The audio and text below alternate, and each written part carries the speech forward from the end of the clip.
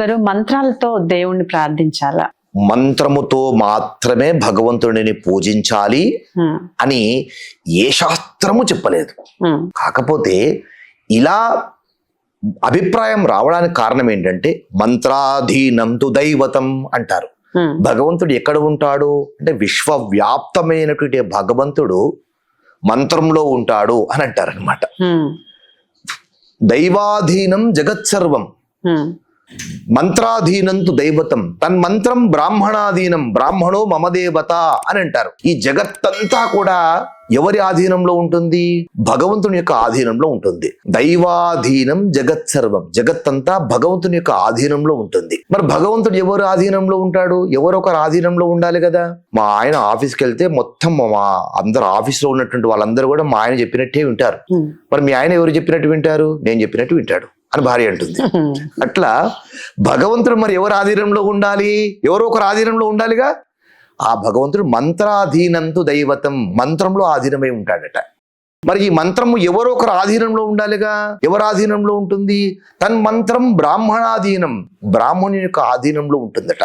అలా జగత్తును భగవంతుని ఆధీనంలో ఉంటే ఆ భగవంతుడు మంత్రంలో ఆధీనమై ఉంటే అలాంటి మంత్రాన్ని తనలో ఆధీనం చేసుకున్నటువంటి బ్రాహ్మణుడు నాకు దైవంతో సమానం అని చెప్తారు. అయితే మంత్రములతో పూజించాలని ఏ మంత్రం తెలిసినటువంటి వాడు ఆ మంత్రంతో పూజిస్తాడు.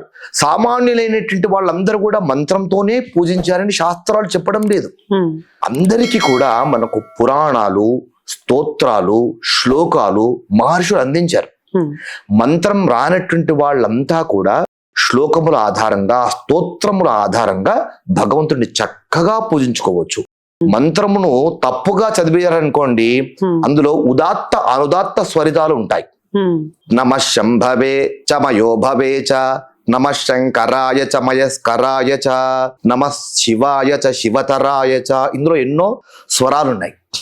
ఇప్పుడు సంగీతానికి స్వరాలు ఉంటాయి, సప్త స్వరాలు ఉంటాయి.